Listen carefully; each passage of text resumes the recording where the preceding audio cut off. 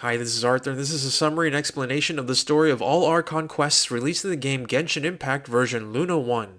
After saying goodbye to their Natlan friends, the Traveler, Paimon, and Inefa leave for Nod-Krai. They soon arrive in Nod-Krai in a place called Nasha Town.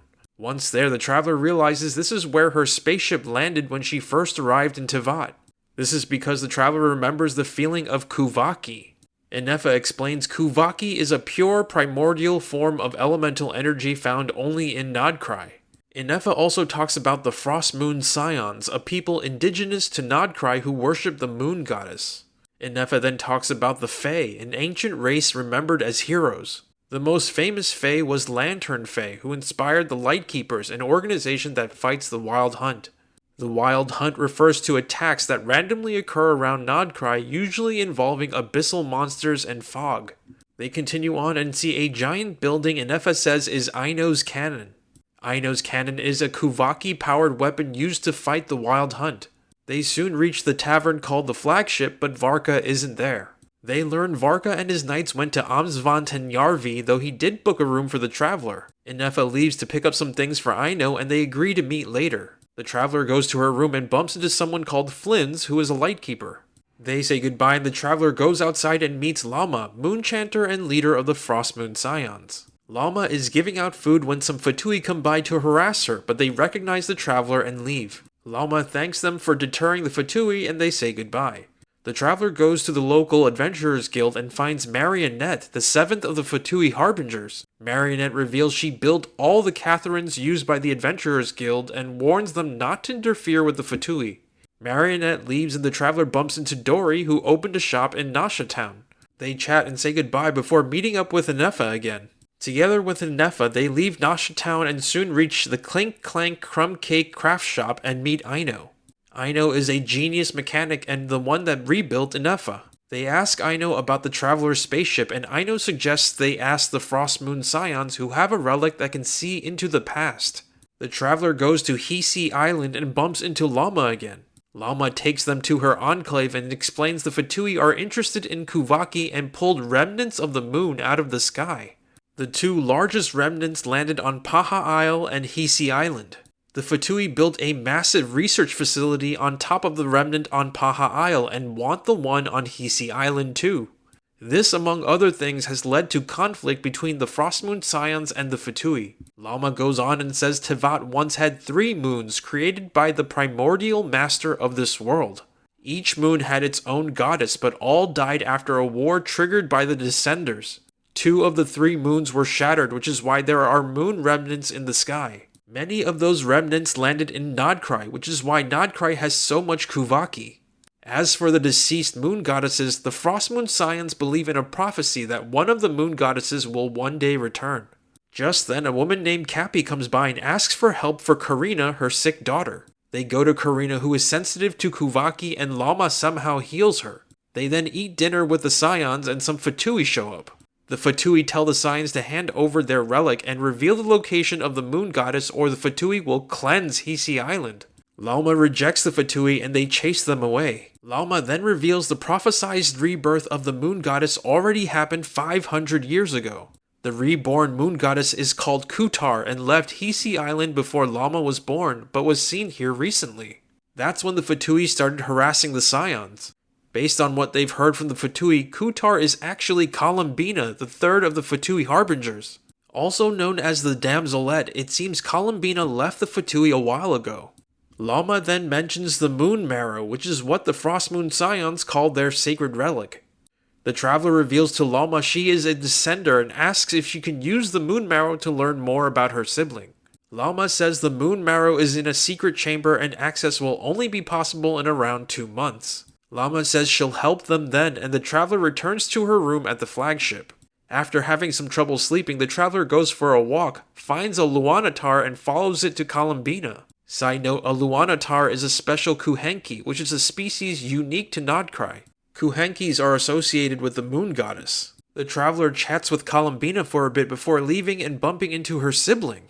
Side note, I'll refer to the sibling as Aether as I played as the female Traveler for this video. Aether says he wants the Moon Marrow and convinces the Traveler to help him retrieve it. They break into the Moon Marrow's secret chamber, pass a series of trials, and eventually reach the Moon Marrow. Once there, Aether tells the traveler to retrieve it for him, but the traveler hesitates. A fog suddenly rolls in and somehow transports the traveler to the entrance of the secret chamber. The Wild Hunt then appears and attacks the traveler. Luckily, Flynn shows up and defeats the Wild Hunt monsters. Flynn says he was patrolling the area and he saw the Wild Hunt appear. Flynn also saw someone else running away from the area. Flynn continues his patrols and the traveler returns to the flagship. The next day, the traveler overhears people in Nasha Town discussing how the Moon Marrow was stolen. She also overhears Lama is at the Curatorium of Secrets and heads over. Once there, the traveler finds Lama talking to Nefer, the head of the Curatorium of Secrets. The traveler approaches Lama and confesses to what happened the night before with Aether. Surprisingly, Lama isn't mad and says if the traveler passed the trials, then she was worthy of seeing the Moon Marrow. The trials were meant to stop the unworthy, and Lama suspects someone unworthy triggered the defenses that sent the traveler to the secret chamber's entrance. Nefer chimes in and says that someone might be from the Fatui, as she just got a tip the Fatui have the Moon Marrow. Lama and the traveler decide to infiltrate the Fatui's research facility on Paha Isle, and Nefer agrees to send her subordinate, Yehoda, to assist them. Lama and the traveler leave the Curatorium of Secrets and later meet on Hisi Island. Lama explains she is unusually sensitive to Kuvaki, and because of this, she suspects the sky is false and the true moon lies beyond it. The traveler confirms Lama's suspicions, and Lama wonders if she should reveal this truth to the Frost Moon Scions. The traveler also reveals she's met Columbina, and Lama says she has too. Just then, Cappy comes by, asking for help with Karina again. They go to Karina, and Lama asks Cappy to leave. Lama then cuts her hand, mixes her blood with some medicinal powder, and feeds the mixture to Karina. This cures Karina, and Lama asks the traveler to keep it a secret. The traveler leaves and meets with Columbina again. Columbina talks about her past and how the Frost Moon Scions adopted her. However, the Scions were greedy and kept asking Columbina for things until she could give no more. Columbina then left the Scions and later joined the Fatui. After Columbina used much of her power to help the Tsaritsa, she found the Fatui as greedy as the Frost Moon Scions and left them too. Columbina then returned to Hisi Island to rest and promised Lama she'd stay hidden. After their chat, the traveler returns to the flagship and the next day infiltrates the Fatui's research base with Lama and Yehoda. They make their way through the facility and reach a massive pit at the bottom of it. Lama says this is where the Fatui keep their large moon remnant. Just then, another Frost Moon Scion named Wilhelmina appears. Turns out, on the night the traveler went into the secret chamber, Wilhelmina followed her in, stole the Moon Marrow, and gave it to the Fatui. Wilhelmina says she defected to the Fatui because she's seen Lama suffering and disapproves of how the Frost Moon Scions use Lama.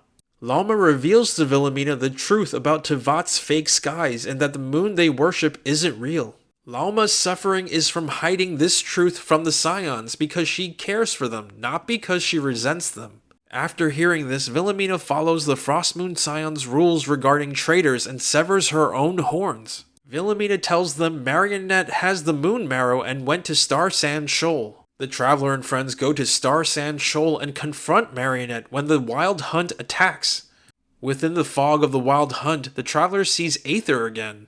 Despite her feelings, the traveler realizes this Aether and the one from the other night were just Wild Hunt illusions. The traveler cuts down this false Aether and Lama uses her power to disperse the fog and repel the Wild Hunt. Marionette is still there and gives back the Moon Marrow as she seems tired of this situation. Flynn's then appears and suggests the Wild Hunt is after the Moon Marrow. The traveler and friends head back to the Curatorium of Secrets and Lama says she's going to reveal the truth about the false sky to the Frost Moon Scions. As for the Moon Marrow, they attempt to hide it within the traveler and use her as its vessel, and this somehow works just fine. The traveler and Lama then go to Hisi Island where Lama tells the Frost Moon Scions the truth about the false sky and that the moon they see is also fake. Most of the Scions take the news relatively well, but some leave the Scions as the truth is too much. 2 days later, the traveler goes to Nasha Town and meets with Inefa, Aino, and a man named Sosi. Sosi is a sergeant major in the Lightkeepers. The number of Wild Hunt attacks is rising, and Aino is here to hurry up and repair her cannon. With the traveler's assistance, Aino quickly repairs the cannon, and they prepare to fire at all Wild Hunt sites across Nod-Krai. Afterwards, the traveler meets with Nefer, who gets them access to the Banquet, an exclusive event where well-connected Nod-Krai citizens can speak freely. They chat with guests and learn someone or something has been clearing Wild Hunt sites. Additionally, no one has ever heard of the Wild Hunt impersonating someone the way they impersonated Aether. The traveler and Nefer conclude something unique, approach the traveler in hopes of obtaining the Moon Marrow. They soon leave the banquet, meet with Yehoda, and watch Aino's cannon fire at a Wild Hunt site. Yehoda then gives them some medicine for Llama and they go to Hisi Island and deliver it. Afterwards, Llama uses the Moon Marrow to show the traveler the moment her spaceship landed in Nod-Krai. Llama says the memories are turbulent so she can't show much. They then meet with Columbina, who seems ill. Columbina somehow heals herself by drawing power from the Moon Marrow inside the traveler. Columbina explains the Moon Marrow is the remains of Aria, the goddess of the eternal moon. After the War of the Funerary Flame, where all 3 moon goddesses died and 2 of the 3 moons shattered, Aria's power coalesced into the Moon Marrow. The iridescent moon goddess's remains have not been found. As for the Frost Moon goddess, her moon never shattered and she was the one whose rebirth was prophesied. In other words, Columbina is the reborn Frost Moon goddess. They then discuss the Wild Hunt's fixation on the Moon Marrow, and Columbina suggests Rächer, also known as the Rächer of Solnari, may be behind this. Side note, the Rächer of Solnari is a Conrian and one of the 5 sinners Dainsleif blames for the fall of Conria. When Columbina was with the Fatui, she heard Rächer fell into the moon's reflection and disappeared shortly after the cataclysm 500 years ago. After Rächer's disappearance, the Wild Hunt situation in Nod-Krai worsened drastically.